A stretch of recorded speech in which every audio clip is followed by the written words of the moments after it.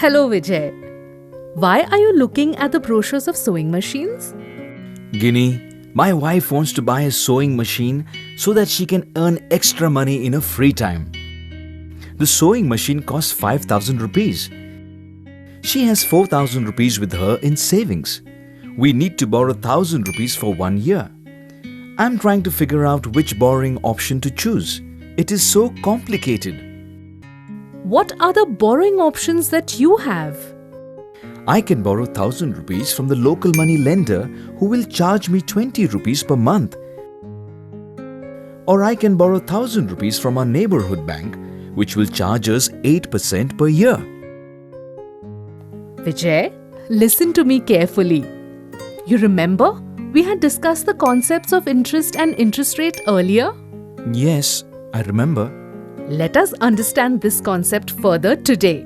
Understanding the concepts of principal, interest, time and amount will resolve all your doubts. Okay, I'm ready. Please explain. Principal is the amount you borrow or want to borrow. In your case, it is 1,000 rupees. Okay, principal is 1,000 rupees. Time is the time period for which you borrow money. In your case, it will be 1 year. Now comes interest. Yes, I recollect. You had told me about interest earlier.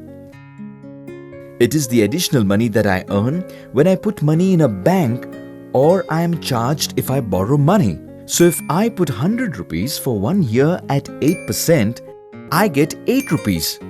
Bingo! 8 rupees is the interest and 8% is the interest rate. When you borrow 100 rupees for 1 year at 8% simple interest, you pay 8 rupees extra. Now, tell me what is the amount? Amount is the total money that I have to pay back. Principal plus interest for time I have borrowed, right? Yes. Remember these two formulae. Simple interest is equal to money borrowed, that is principal, multiplied by annual interest rate, multiplied by time in years, divided by 100. And amount you have to return is equal to money borrowed, that is principal, plus simple interest. I have to practice this. Now if the bank is charging me 8% for 1 year on 1,000 rupees, I will have to pay interest of 1,000 rupees into 8 into 1 divided by 100. That equals 80 rupees. Hence, total amount that I have to pay back after 1 year is 1,000 rupees plus 80 rupees. That equals 1,080 rupees. Yes. Now, let us do some calculation for the money lender. 1 year has 12 months. So, you will have to pay 20 rupees multiplied by 12 months, which is equal to 240 rupees as simple interest. Ouch! That means I will have to pay 1,000 rupees plus 240 rupees, which is equal to 1,240 rupees at the end of 1 year. That is a lot of money. The interest is almost 3 times. This doesn't make sense then? Yes, Vijay, it doesn't. Let us look at it the other way. If 240 rupees is interest, time is 1 year, and money borrowed is 1,000 rupees, then interest rate is equal to 240 multiplied by 100 divided by 1,000, which is equal to 24% per annum. Oh no! The money lender is cheating me then. This means that monthly interest has to be converted to annual interest rate before deciding which loan is actually cheaper. Right.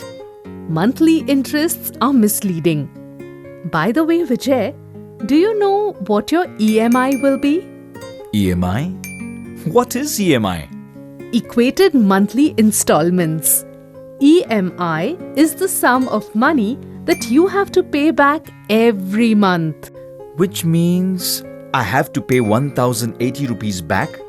So 1,080 divided by 12, which is equal to 90 rupees per month. This is very smart. But you should also be smart to see if you can afford to pay back the EMI every month before taking on the loan. Yes, I'm smart. I think we can pay back 90 rupees every month. My wife and I will go and take the loan of 1000 rupees for the sewing machine from the bank tomorrow instead of the moneylender. Thanks for the help, Ginny. It is my pleasure, Vijay. One last word. Be careful and do not fall into a debt trap. What is a debt trap, Ginny? Vijay, sometimes when someone cannot pay back a loan, the person takes another loan to pay off the first loan.